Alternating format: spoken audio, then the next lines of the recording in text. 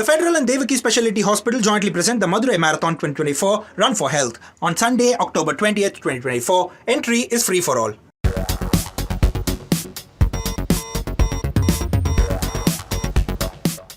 Hello and a warm welcome to Federal's special program, Capital Beat. Today, RSS Chief Mohan Bhagwat made his conventional Vijayadashami speech, which he does every year.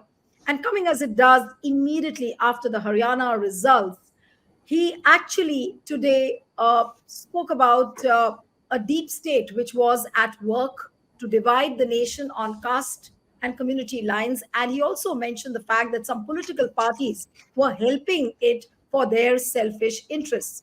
Now, Mohan Bhagwat has urged the Hindu society to overcome the caste differences and reach out to Dalits and weaker sections. Apart from this, he made a number of points. He's also made a few points about the Constitution. He reminded the people of the Preamble, the fundamental duties and rights. He also spoke about Ambedkar. Now, what does, if you have to decode today's speech by Mohan Bhagwat, what does it really indicate about its relationship vis-a-vis BJP? What does it show about the politics in the coming days? Joining me now is Nilanjan Mukhopadhyay, author and veteran political commentator. Thank you so much, Nilanjan, for joining. We have Vivek Deshpande, senior journalist and political commentator, and who stays in Nagpur and has been watching RSS very, very closely. Thank you so much, Vivek. And I would like to begin the discussion with Nilanjan. Nilanjan, if you really have to decode Bhagwat's speech today, and if you look at the broad pointers, he's mentioned a lot of things. But the tone and the tenor and the manner in which he has spoken, what does it really indicate if you have to talk about the larger message by Bhagwat today? First of all, thank you very much for getting me on this program. This is actually a very important speech of the year. Let me just set the context. In any case, the Dussehra Vijayadashami speech of the RSS chief is possibly the most indicative speech of the likely narratives being picked up by the organization which is considered to be the indisputed leader of the Hindu right wing.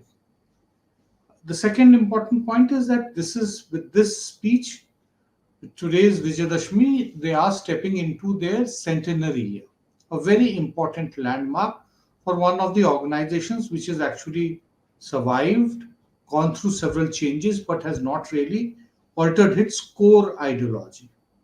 The third very important reason for Mr. Mohan Bhagwat's speech today is in the backdrop of the unspoken, decoupling of the Do Engine Wali Sanghatan. I am using this phrase against them, Do Engine Ki Sarkar, double engine Sarkar. This was actually a double engine ki Sanghatan. They got uncoupled after the 4th of June. Mr. Mohan Bhagwat started going on one different direction. Mr. Modi sticking to the only direction that he has actually been over the last 10 years plus. That is why it was a very important speech. Now, an hour-long speech, of course, it is a very important thing. There is not one, aspect to it which is important. But, as commentators, we would not, in any ways want to take an hour to explain an hour-long speech. But two things come out very clearly to me. One is that there is a very clever tightrope walk which one can see that Mr. Mohan Bhagwat is doing. On the one hand, I see him sticking and raising the standard kind of issues which have been picked up by the RSS for a long time. Kind of victimhood, saying, that the people are all kinds of evil forces are gathering around us, trying to weaken the nation, about our society. These are the standard kinds of victimhood while accusing the others of playing victim. It's a very standard kind of a thing.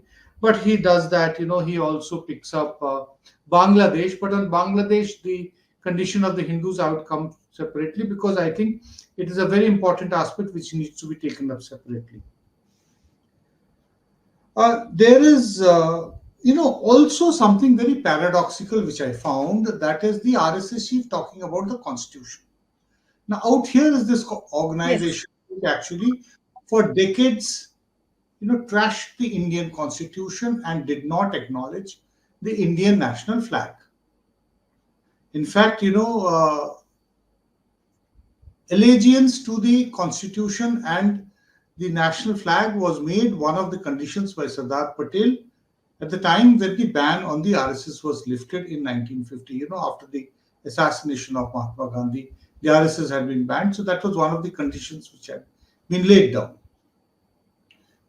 Till 2001, the national flag was not hoisted in the RSS headquarters. They, of course, took the plea, that till the time the flag code did not permit private organizations. But on something like this, it was actually more a question of a political choice of the RSS, not a compulsion.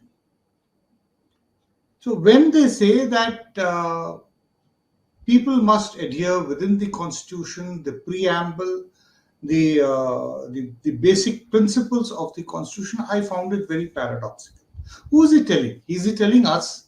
We, in any case, are the ones who are actually adhering to the constitution. The RSS chief's Vijayadashami speech is essentially for their own people. And I think he is correct that their own people need to be told about constitution, need to be told about the sanctity of the constitution and the need to stay within the framework. But there are several contradictions which come up. When you talk about the preamble, there is this elephant in the room within the RSS that the preamble also includes the words secularism, secular democracy, secular, that entire chain of adjectives as to what India is. India, that is Bharat, it includes the word secular.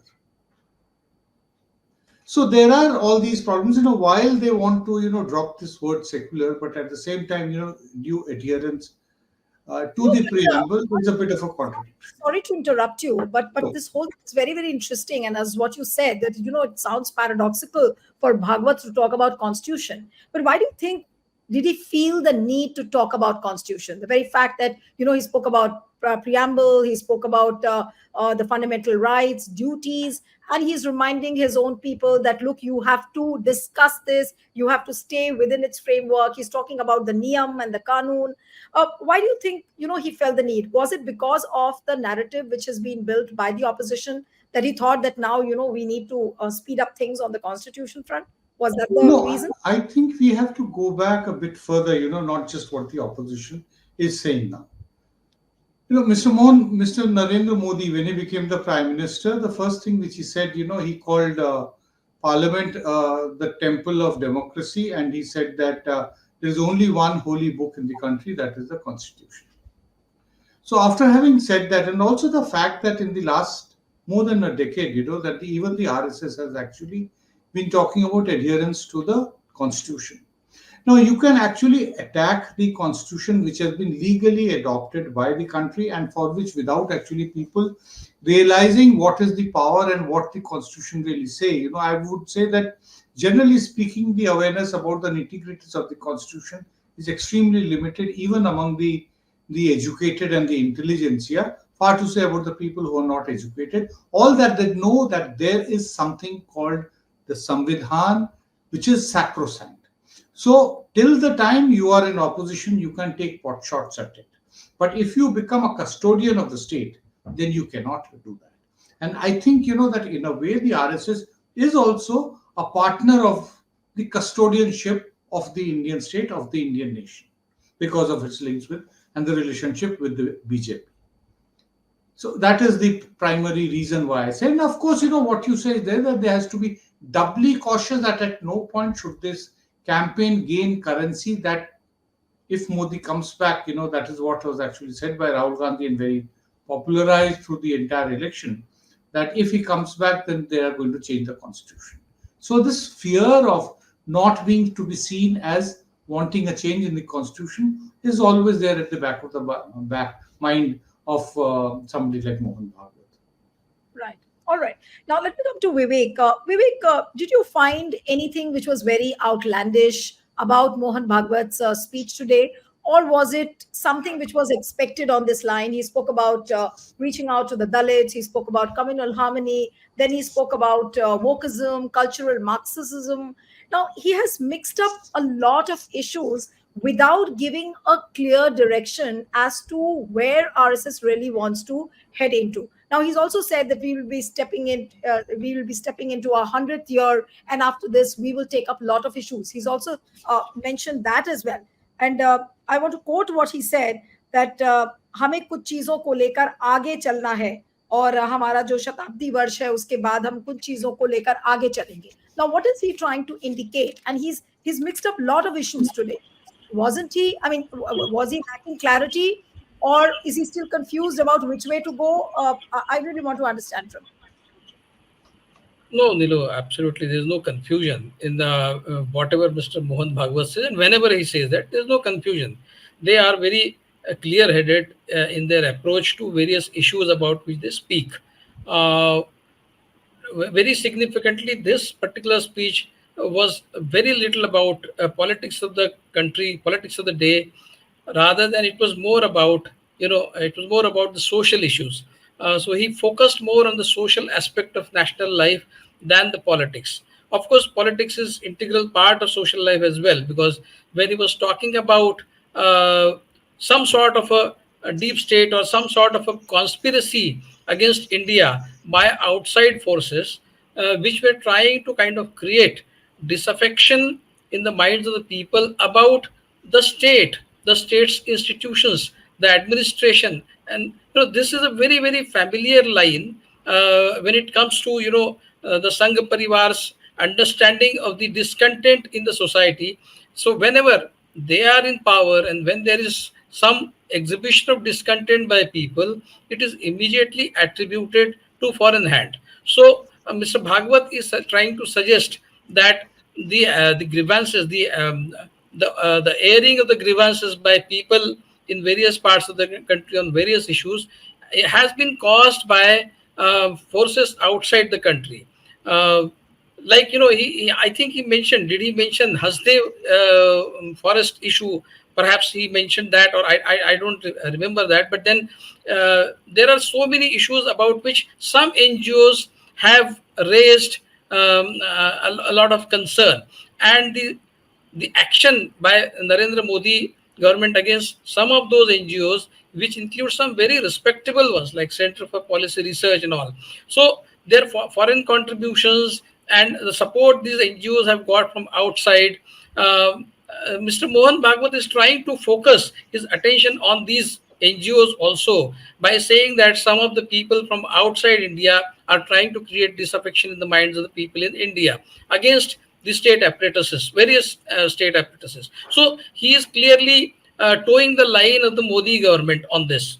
We know how Modi government has acted against these NGOs. So he is trying to weave a conspiracy theory, and at the same time he knows that this is being seen as this will be seen as a conspiracy theory. So he mentions, in the same breath he mentions कि कुछ लोग कहेंगे ये conspiracy theory है, लेकिन ये conspiracy theory नहीं है. That he hastens to add that. So he is weaving a conspiracy theory. Recently, some of these people from the right-wing ideology, some so-called thinkers from right-wing ideology, they have been writing such articles. One of the articles recently published in a very prominent newspaper, it raises a lot of doubts about intentions of international funding organizations like Rockefeller Foundation and such other organizations which have been funding projects in India, like the Population Control Project.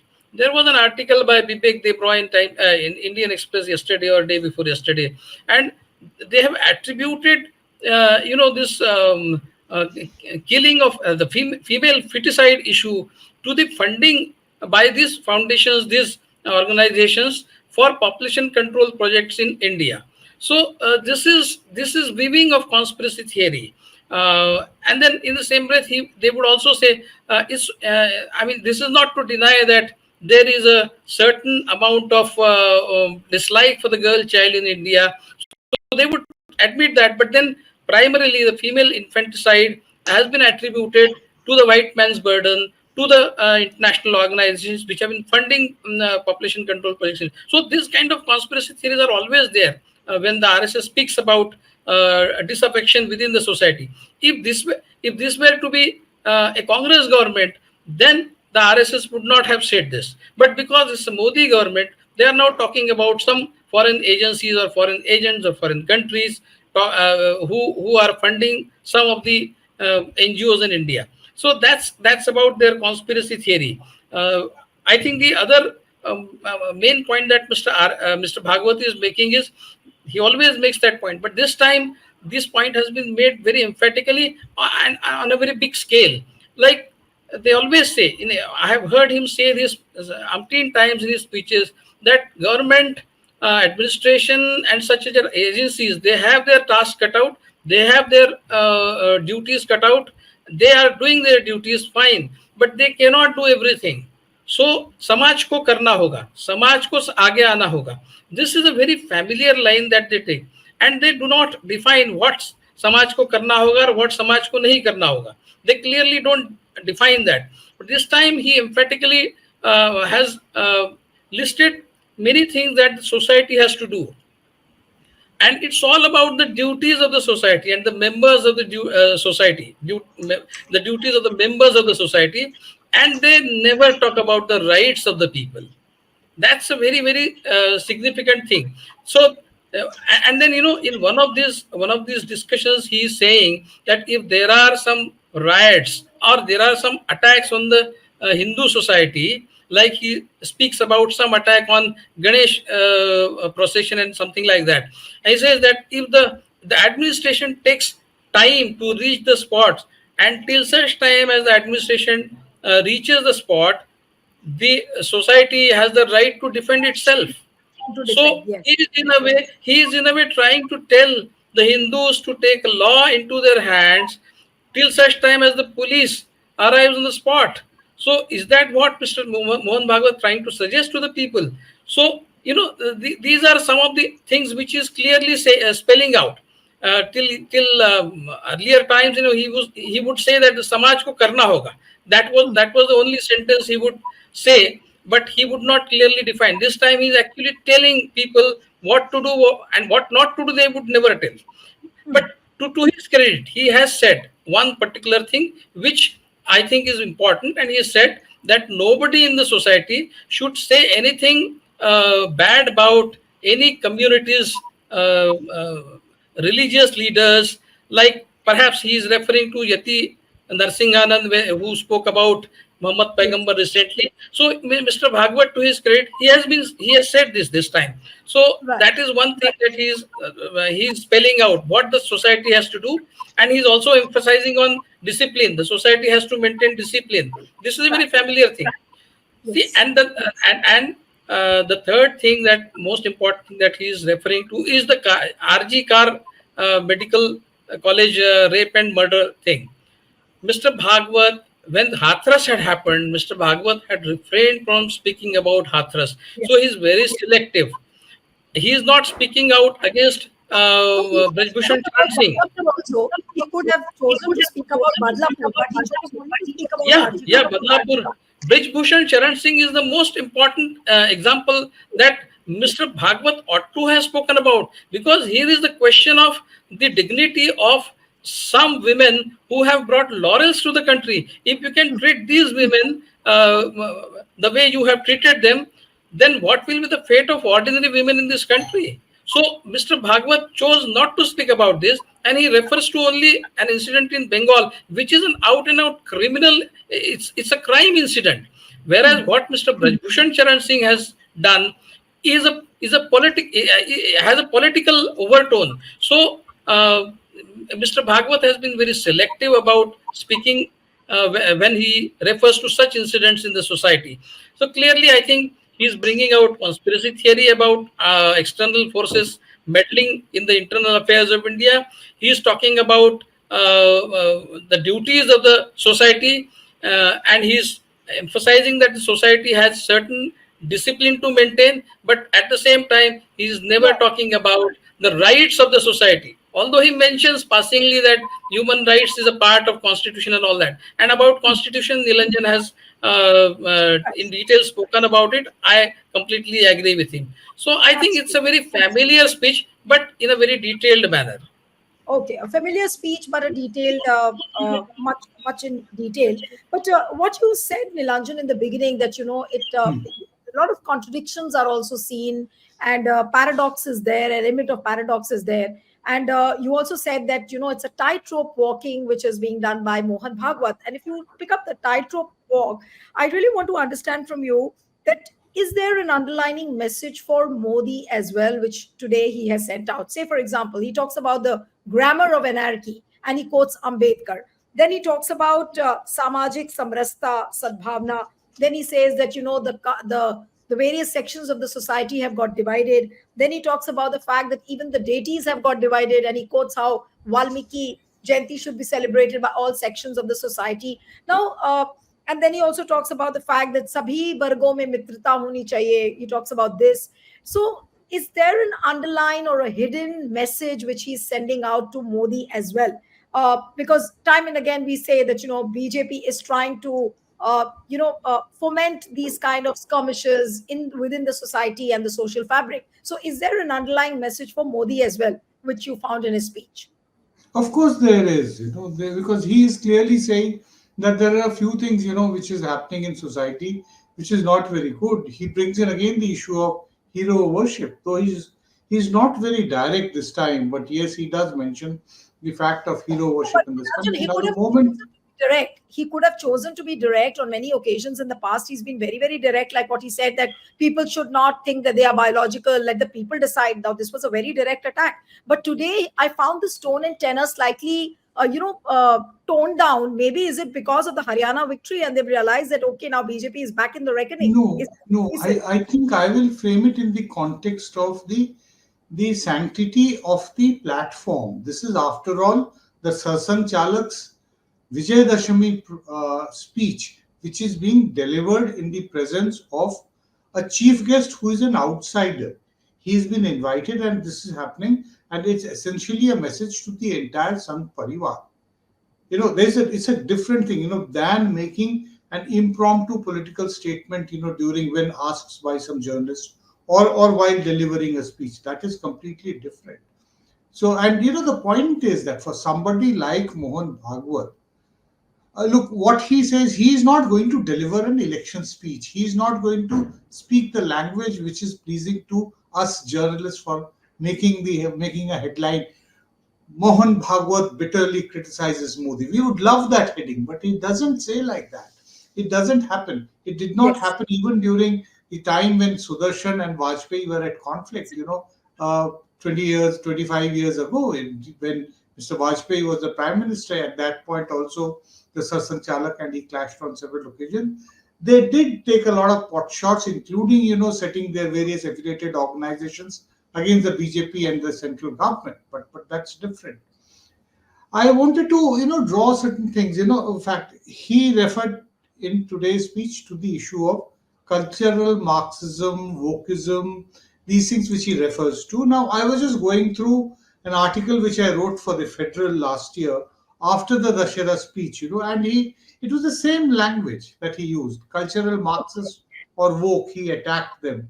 Then he said that they have a kind of a modus operandi to take control of, and here I'm quoting, the media and academy, and plunging education, culture, politics, and social environment into confusion, chaos, and corruption. So this is old theme which is reiterating again now, although there is no reason for him to say all these things, He because mentions last year deep it was state. being said He also in the mentions context of preparing for elections. At that time, there was a lot of synergy between him and Mr. Modi, who also delivered a speech.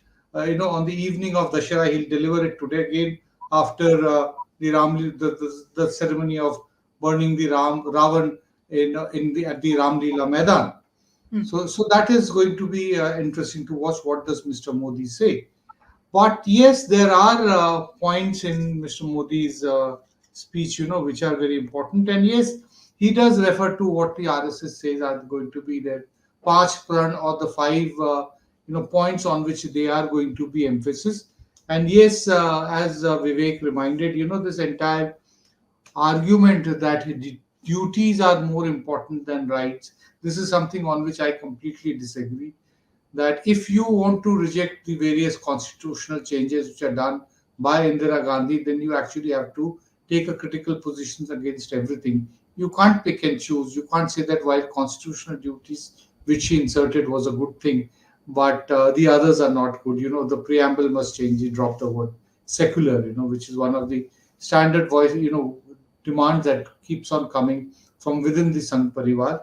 I do not know if a formal resolution has been adopted. I have not come across something like that. But yes, it is constantly heard all the time whenever we speak to people there.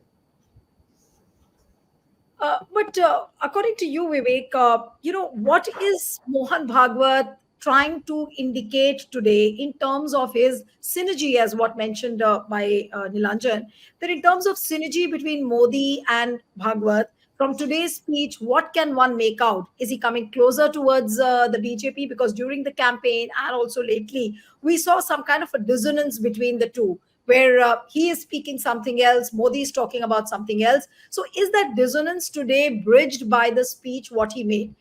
You see that synergy getting better between Modi and Bhagwat. You'll have to unmute, Vivek. Yeah, You're muted. yeah. Nilu, I think on 3 points, he is, on the same side, on the same page with Mr. Modi. He's trying to kind of egg him on to continue on those fronts. Like like the action that Mr. Modi or Modi's government has been taking against people who are trying to kind of raise right kind of noises against the government. Uh, Even Mr. Modi has been referring to Mr. Rahul Gandhi as a Maoist and referring to Congress as a group of urban Naxals. So, this, what Mr. Bhagwat is saying has some kind of a resonance with Mr. Modi's policies against people, including the political parties, the NGOs, who they feel are trying to create disaffection against the government. So Mr.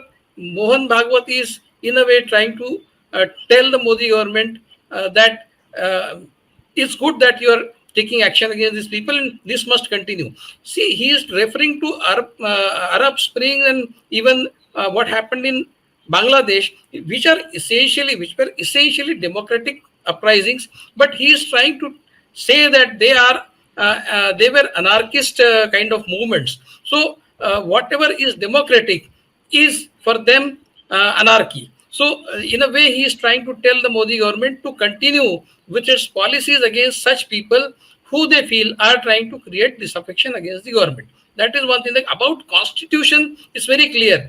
They had a very bad time in the last Lok Sabha election because of the issue of constitution. So they are now trying to project themselves as the saviors of the constitution.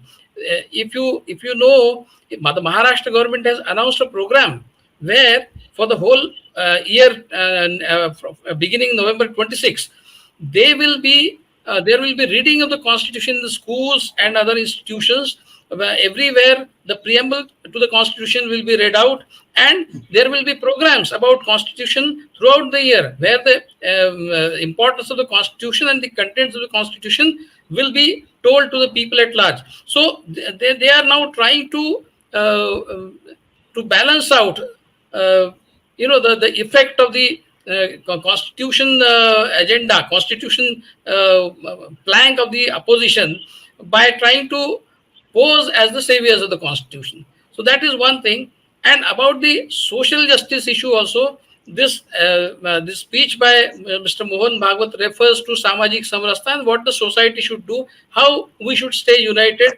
They always talk about Samrastha. They never talk about Samta. So Samta is not something which is on their agenda. Samrastha is homogeneity kind of. So he is referring to that again because this dropping in the Lok Sabha election was also largely due to the plank of social justice raised by the opposition, particularly the Congress, Mr. Rahul Gandhi. So on the issue of social justice also in Palakkad, the RSS had passed a resolution for a caste census. So they are on the back foot on the issue of social justice as well as constitution. So they are trying to make up for it by emphasizing excessively now on these two issues. So I think these are on the broadly on three of these points. Mr. Bhagwat is kind of telling Mr. Modi and the Modi government to continue with a particular way of functioning. So trying to oppose the NGOs, trying to oppose the people, the groups who are raising noises against certain government policies, then doing a campaign in favor of the constitution, and trying to forge a unity in the society, which the RSS feels could be falling out because of the opposition campaign. Neil.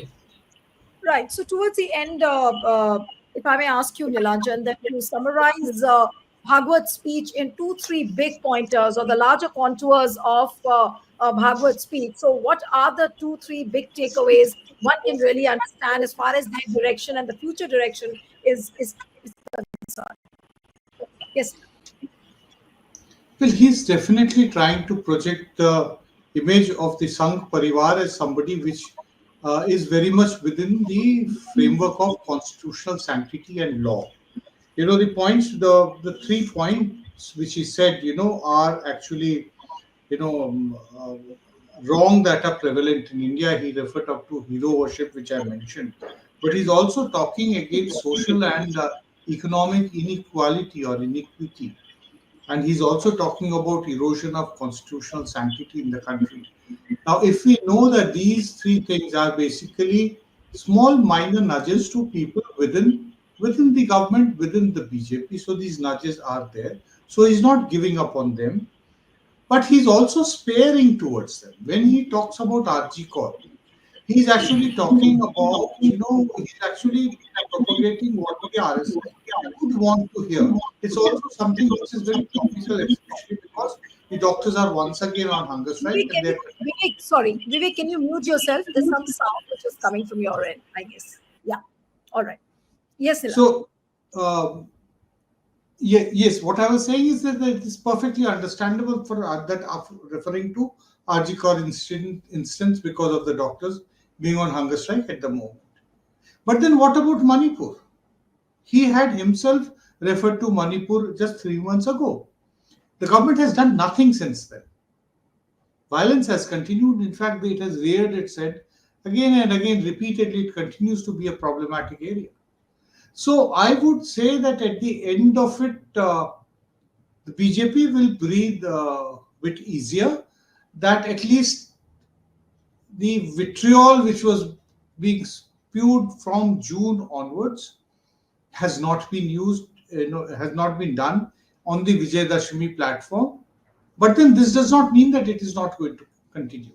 It does not mean that the points which have been raised by Mr. Bhagwat have been completely, resolved, because the points which have been made have not been addressed, at least has not been seen to have been addressed by Mr. Modi, against whom, directed at whom all those points were made. And the fact that today again talking about hero worship is something where the entire equation, the Vyakti being given more importance over the Sangathan, which continues to remain coalition or no coalition, 303 or 240, Mr. Modi still remains the supremo within the BJP, within the coalition also. Absolutely. So some big takeaways coming out from Bhagwat's speech. And now we'll have to wait and watch because a lot of interesting things will happen. This is just post Haryana election. We must not forget that Maharashtra and Jharkhand are yet to happen. And after that, whatever results are there, we'll have to wait and watch in what direction does the synergy between Mohan Bhagwat and Modi flow from here on, and what is going to be their action. Thank you so much, Nilanjan, for joining on the program. Thank you so much, Vivek. It was wonderful to have you both on the program. And one appeal to the viewers who are watching this discussion: subscribe to our channel, send us a feedback, and stay tuned to the Federal.